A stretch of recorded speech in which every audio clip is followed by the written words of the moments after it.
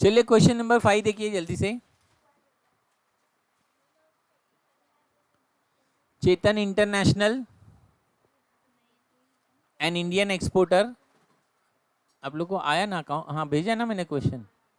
हाँ ठीक है, चलिए जल्दी से देखिए। Chetan international and Indian exporter sell goods to Rex and company of New York. ठीक है ना। अभी इस बार आपका नाम क्या है बोलिए? चेतन इंटरनेशनल। क्या नाम है? चेतन इंटरनेशनल। और आप क्या कर रहे हो? एक्सपोर्ट कर रहे हो। ठीक है ना। तो एक्सपोर्ट करेंगे तो गुड्स आएगा कि जाएगा? जाएगा ना। क्लियर है? और पैसा आएगा। ठीक है। तो अभी आप एक्सपोर्ट कर रहे हो, किसको एक्सपोर्ट कर रहे हो बोलिए? रेक्सन कंपनी को। ठीक है ना। कितने डॉलर का गुड्स है? $1,45,000। कितना डॉलर? 1,45,000। और कभी किया है हम लोग ने? 31 दिसंबर को। ठीक है ना। Okay, now message Chetan international received remittance of ₹1,00,000 on 1 March. Right. 1 मार्च को आपको 1 लाख मिल रहा है। कितना डॉलर मिल रहा है? $1,00,000। क्लियर है ना। ओके, अभी इसमें एक ट्रांजेक्शन खाली एक्स्ट्रा है। The local bank deduct take the charges of ₹1,000 while crediting the amount in the books of Chetan international. Right. मतलब बैंक ने कुछ चार्जेस लिया है तो वो बैंक चार्जेस का एंट्री अपने को करना पड़ेगा। राइट। अदरवाइज जैसा हम लोग ने अभी तक सॉल्व किया ना वैसा ही है। ठीक है। अभी ये चीज इंपॉर्टेंट है, बैलेंस पेमेंट कभी दे रहा है? 10 अप्रैल को। कभी मिल रहा है? 10 अप्रैल को। ठीक है। ओके, फिर उस दिन लोकल बैंक चार्जेस कितना ले रहा है? 200 रुपया। लोकल बैंक कितना ले रहा है चार्जेस? 200 रुपया। ठीक है। Message Chetan international follows financial year as accounting year. Exchange rate are were as follows. 31 दिसंबर को 47 था, 1 मार्च को 48 था और 31 मार्च को 46.50 था, 10 अप्रैल को 46 था। ठीक है। Pass journal entries in the books of Chetan international and also prepare Rex and company account. ठीक है। तो पहले जर्नल का कॉलम ड्रॉ कीजिए जल्दी से। Journal entry in the books of Chetan international. Journal entry in the books of Chetan international. हो गया? जर्नल का कॉलम हो गया। चलिए इसका विजुअलाइजेशन देखेंगे। अभी किधर गया? हाँ, पहला ट्रांजैक्शन कभी हो रहा है?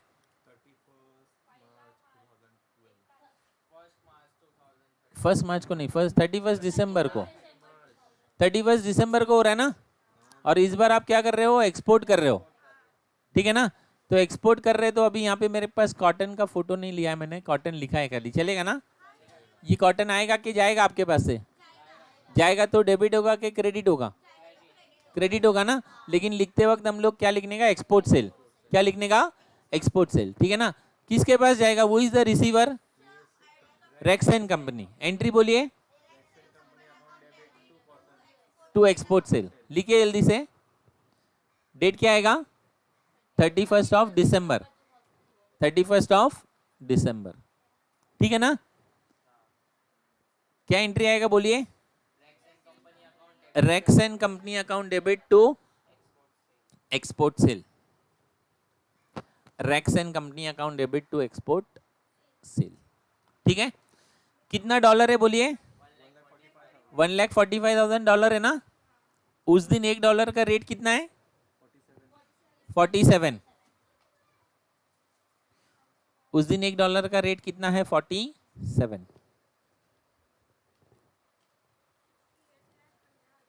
68,15,000। चलिए इसमें नरेशन भी मैंने लिखा है रेडीमेड।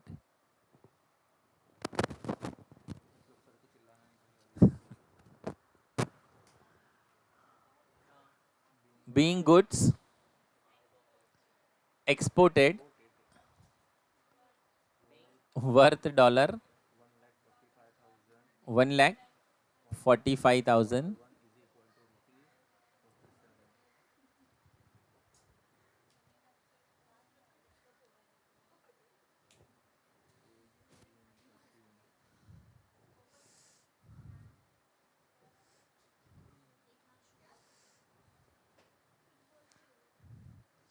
ठीक है, पहली एंट्री में कोई डाउट है क्या किसी को? Shall we proceed further? चलिए नेक्स्ट ट्रांजेक्शन पहले देखते क्या है। 1 मार्च को $1,00,000 मिल रहा है ना, क्लियर है ना? ये डॉलर आएगा कि जाएगा बोलिए? आएगा ना, क्योंकि आपने एक्सपोर्ट किया है ना। देखिए सेकेंड ट्रांजेक्शन, ये आएगा ना आपके पास ये चेक, तो बैंक को डेबिट करेंगे, राइट। लेकिन इस बार कुछ बैंक चार्जेस भी है ना, तो बैंक चार्जेस को भी डेबिट करेंगे, ठीक है ना। फिर एक लाइन ब्लैंक रखेंगे और फिर कौन दे रहा है अपने को? Rex and company. क्लियर है? Any doubt? क्या एंट्री आएगा बोलिए? Bank account debit, bank charges account debit, एक line blank, to Rex and company. Any doubt? Bank charges बढ़ गया क्योंकि चार्जेस का इंफॉर्मेशन दिया इसके लिए, राइट। अगर इंफॉर्मेशन नहीं दिया रहेगा तो लिखने की जरूरत नहीं है, ठीक है। एंट्री क्या आएगा बोलिए? Bank account debit, bank charges account debit, to Rex and company, ठीक है। Any doubt?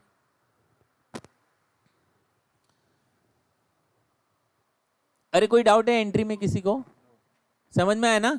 सिर्फ बैंक चार्जेस बढ़ गया, अदरवाइज हम लोग क्या करते हैं, बैंक अकाउंट डेबिट, उसके बाद एक लाइन छोड़ते हैं और रेक्सन कंपनी लिखते, राइट। लेकिन इस बार चार्जेस दिया है तो चार्जेस पहले लिखने का, फिर एक लाइन छोड़ने का, ठीक है। अभी जो चार्जेस है ना वो पहले लिख देने का। कितना चार्जेस है बोलिए? 1000, तो इधर लिख दीजिए 1000, बैंक चार्जेस 1000, ठीक है। अभी पहले बैंक का अमाउंट निकालेंगे ना हम लोग। ओके, कितना डॉलर मिल रहा है बोलिए? $1,00,000 ना, तो यहाँ पे मैं लिख रहा हूँ $1,00,000, $1,00,000, ओके। एक मिनट रुकिए, $1,00,000 इंटू ₹48, राइट। पहले कैलकुलेटर में कैलकुलेट कीजिए कितना होता है? 48 लाख होता है, लेकिन बैंक वाला पूरा 48 लाख देगा नहीं, 1000 रुपया काट लेगा ना उसका, तो वो 1000 माइनस करो, उसमें से कितना बचता है बोलिए? 47,99,000। Any doubt? समझ में आया ना? 48 हो रहा है तुम्हारा, 48 बन रहा है, लेकिन बैंक अपना चार्ज पहले काट लेगा, बाद में तुम्हारे खाते में जमा करेगा, ठीक है ना। Any doubt? चलिए अभी रेक्सन कंपनी का अमाउंट निकालेंगे। रेक्सन कंपनी का अमाउंट $1,00,000 है ना, इंटू क्या रेट था उस दिन? 47 रेट था ना, तो इंटू ₹47 आएगा ना। कितना आ रहा है बोलिए? 40, डेबिट में 48 लाख है ना, क्रेडिट में 47 लाख है, कितने का फर्क है बोलिए? कहाँ पे है? तो पहले क्रेडिट में लिख दीजिए 1 लाख, ठीक है ना। और इधर क्रेडिट में लिखा है तो इधर भी क्रेडिट होगा ना, टू FEF अकाउंट। कितना?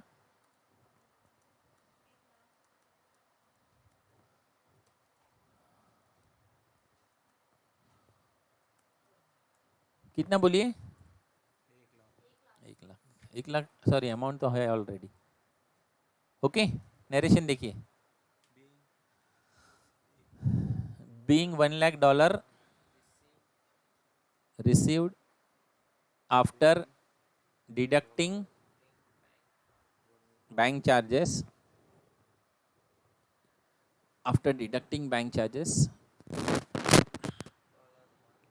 comma $1 is equal to ₹48, $1 is equal to ₹48, ठीक है ना। चलिए अभी हम लोग आ गए हैं 31 मार्च को। कौन से डेट पे आ गए हैं? 31 मार्च को, राइट। 31 मार्च को वैल्यूएशन करने का कि नहीं करने का क्वेश्चन कभी बोलेगा नहीं, आपको अपना डिसीजन लेना है, बराबर ना। आप लोग का डिसीजन बताइए क्या है? हाँ बोलिए, सब लोग बोल रहे करना पड़ेगा, पक्का? क्यों करना पड़ेगा वो भी बताइए। वैल्यूएशन करना पड़ेगा कि नहीं करना पड़ेगा? क्यों करना पड़ेगा? हाँ, कितना पेमेंट बाकी है? तो वैल्यूएशन करना पड़ेगा ना। चलिए बनाइए, वर्किंग नोट बनाइए, valuation as on 31st March 2013. Valuation as on 31st March 2013. ठीक है ना? क्या नाम है? रेक्सन कंपनी है ना? और रेक्सन कंपनी ब्रैकेट में क्या लिखेंगे? डेटर। ब्रैकेट में क्या लिखेंगे? डेटर। क्यों डेटर लिख रहे बोलिए? पैसा लेने का ना अपने को, उससे एक्सपोर्ट किया ना अपन ने, ठीक है ना? और डेटर कहाँ पे जाता है? तो इधर लिख दीजिए हेडिंग एसेट। क्या हेडिंग लिखेंगे? एसेट। लिखा ना? चलिए, कौन से तारीख को हम लोग ने एक्सपोर्ट किया था? 31 दिसंबर को एक्सपोर्ट किया था ना? क्या रेट था उस दिन?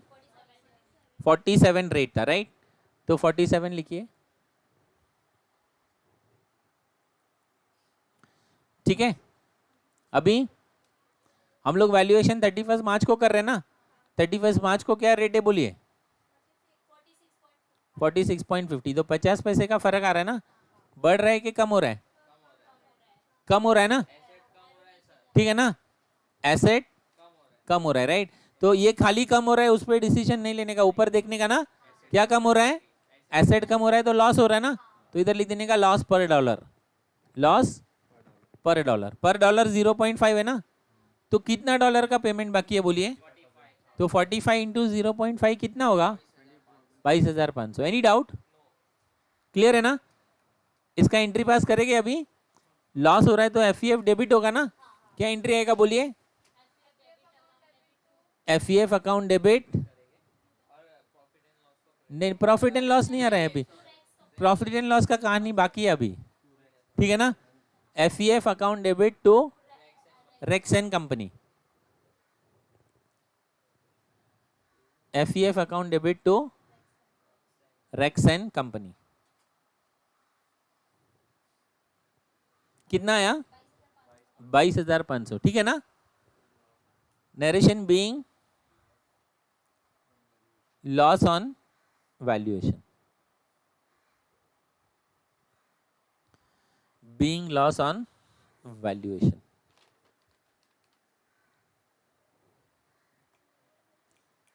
Any doubt? अभी एफईएफ अकाउंट बनाएंगे।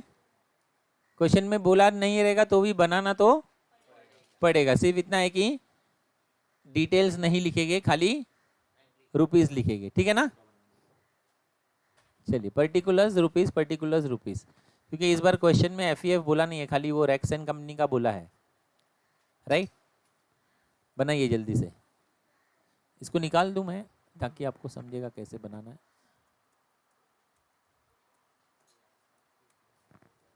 चलिए, बन गया एफईएफ। अभी इस बार पर्टिकुलर्स वगैरह लिखने की जरूरत नहीं है, ओके? चलिए, एंट्री में देखते हैं। पहले एंट्री में नहीं है ना? दूसरे में क्रेडिट है ना? तो क्रेडिट साइड में लिखेंगे कितना बोलिए? 1,00,000 रुपया। 1,00,000। चलिए, और थर्ड एंट्री में डेबिट है ना? कितना डेबिट है? तो इधर लिख दीजिए 22,500। हैवियर टोटल 1,00,000 है ना? दोनों तरफ 1,00,000 लिखेंगे। तो क्या लिखेंगे? To profit and loss. क्या लिखेंगे? To profit and loss. Entry क्या आएगा बोलिए इसका? हाँ, FEF account debit to profit and loss. Entry इधर ही बन जाता है, देखिए एफईएफ डेबिट, डेबिट साइड में है ना ये, तो FEF debit to profit and loss. लिखिए एंट्री। एक 10 मिनट लगेगा। FEF account debit to profit and loss.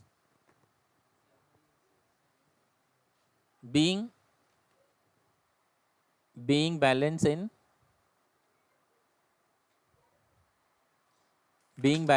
FEF account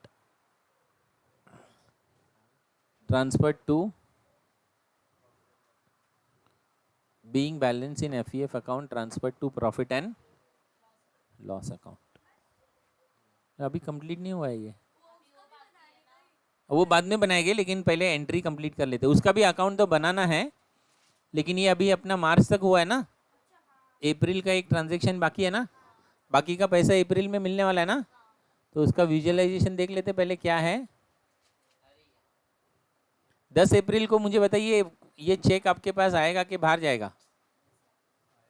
हाँ, 10 अप्रैल को चेक आएगा ना, बैंक को डेबिट करेंगे, चार्ज ले रहा है ना वापस इस बार भी बैंक कुछ ना कुछ, तो बैंक चार्जेस को डेबिट करेंगे, एक लाइन ब्लैंक रख के, टू बैंक को डेबिट भी करेंगे, क्रेडिट भी बैंक ही को करेंगे, रैक्स एंड कंपनी अकाउंट। ठीक है, लिखिए 10 अप्रैल का एंट्री क्या आएगा बोलिए? Bank account debit, bank charges account debit, एक line blank, to Rex and company. ये सब मैं बाकी का हटा देता हूँ ताकि आपको समझ में आए कि एग्जैक्टली इसको करना कैसे है। ठीक है ना? क्या एंट्री लिखा बोलिए? Bank account debit, bank charges account debit, एक line blank, to Rex and company.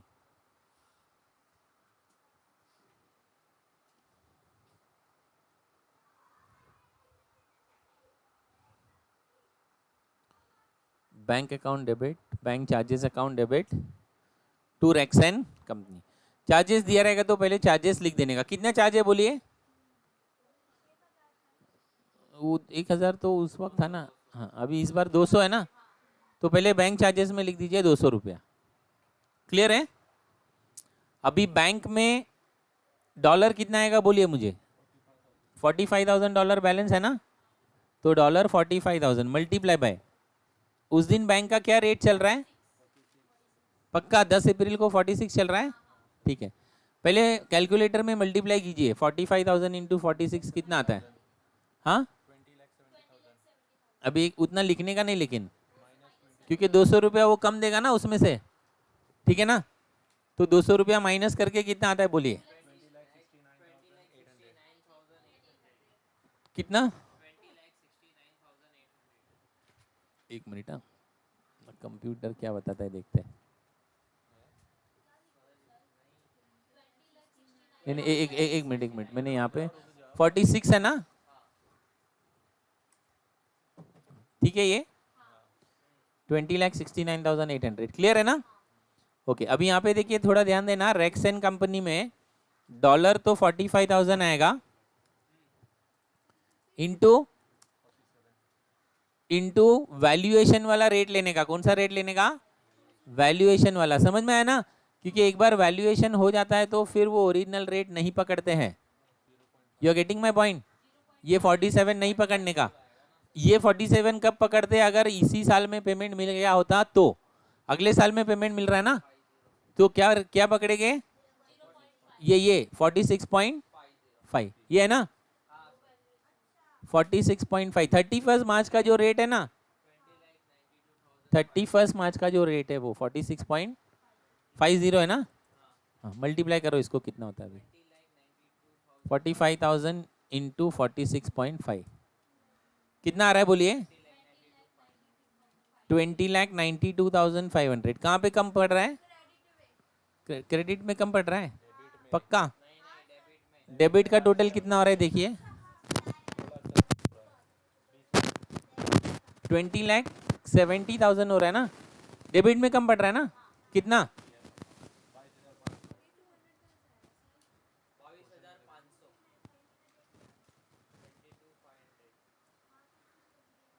FEF account debit. ठीक है,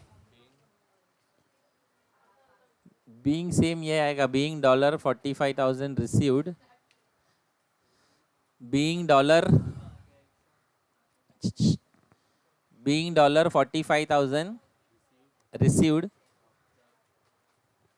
being $45,000 received after deducting bank charges.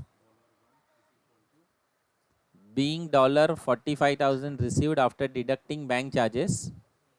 Okay, after deducting bank charges.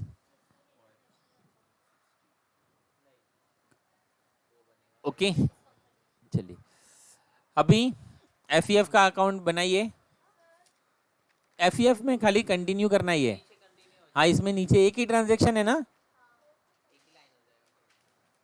एक ही ट्रांजेक्शन है ना. डेबिट है ना कितना, 22,500 डेबिट है ना. इधर मैं डेबिट साइड में लिख रहा हूँ 22,500. क्लियर है.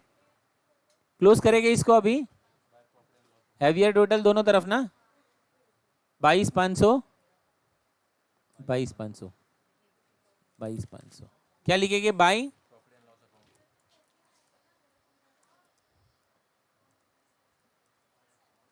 Profit and loss. कितना आएगा 22,500. एंट्री बोलिए. Profit and loss account debit to F. Profit and loss account debit to F. ठीक है. 31 मार्च 2014. 31 मार्च 2014. हाँ कैसे 14 आएगा. 31 मार्च 2013 के बाद 10 अप्रैल 2013 ही आएगा ना. ये वाला 14 हो जाएगा क्योंकि इधर चेंज हो जाता है ना पूरा साल. ठीक है. नरेशन लिखिए इसका. Being balance in F. Being balance in F transfer to profit and loss account. Rex company का बनाइए अभी, घर पे नहीं. जल्दी बनाइए.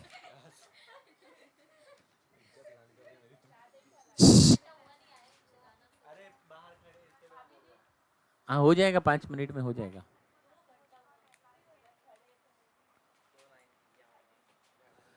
रेक्स एंड कंपनी का अकाउंट बनाइए फटाफट.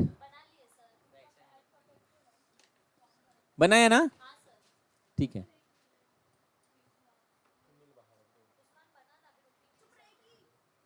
Racks and company date particulars amount dollar amount rupees.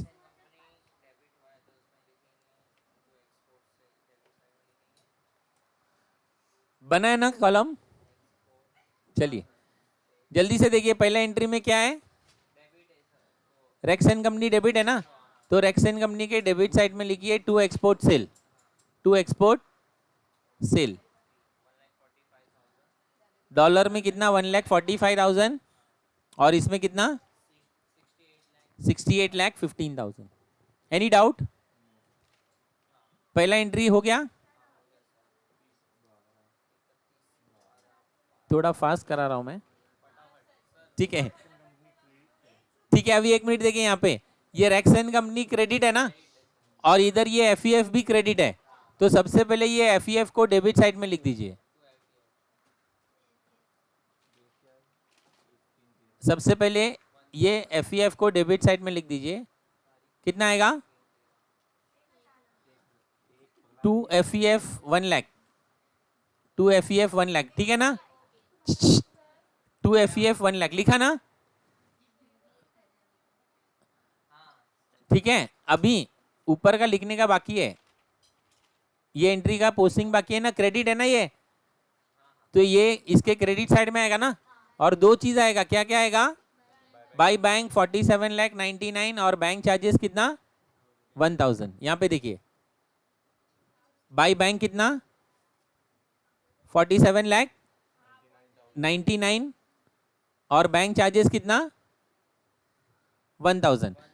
Dollar खाली बैंक में लिखना है. कितना आया 1 लाख डॉलर है ना. डॉलर कितना 1 लाख है ना. ठीक है. और बैंक चार्जेस खाली अमाउंट में आएगा 1,000. ठीक है. चलिए उसके बाद क्या है. F account debit to Rex and company है ना. तो बाई लिखेंगे. बाई एफ लिखिए 22,500. By F account 22,500. 500। अभी पहले ये साल का अकाउंट क्लोज कीजिए, ये साल में बैलेंस दिखेगा क्योंकि पेमेंट पूरा नहीं हुआ है ना, ठीक है। 1,45,000 1,45,000 कितना डॉलर का बैलेंस बच रहा है 45,000 का, ठीक है ना। बाई बैलेंस कैरी डाउन 45 और इसका भी बैलेंस आएगा 20,92,500। बाई बैलेंस 45 और इसका बैलेंस कितना 20,92,500।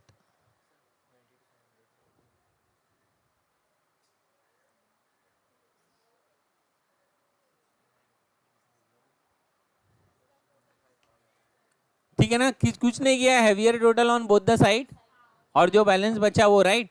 अब ये जो बैलेंस कैरीड डाउन है ना वो उसके नीचे दिखाइए ब्रॉड डाउन, वो उसके नीचे क्या दिखाने का है ब्रॉड डाउन। हाँ 1 अप्रैल 2013, 1 अप्रैल 2013 लिखा ब्रॉड डाउन तक, बस। अभी ये वाली एंट्री का पोस्टिंग कर देंगे, हो गया ये वाली एंट्री। यहाँ पे टूर एक्शन कंपनी है ना, तो ये सब बाई में जाएगा ना, सब लिखिए बाई में। By bank $45,000 $20,69,800 bank charges 200 FEF 22,500 और 3 असाइनमेंट में आज भेजूंगा वो करके आने का। हाँ मंडे को करके आने का है, कल तुम्हारा एग्जाम है, संडे को टैक्स का लेक्चर और मंडे को। हाँ बोलिए।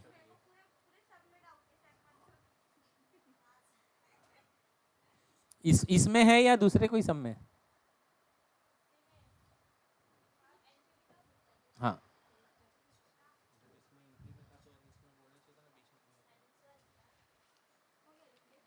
हाँ बोलिए। हाँ बोलिए। हाँ तो ये एक्चुअली क्रेडिट हुआ है ना, तो इसको हम लोग डेबिट साइड में लिखते हैं।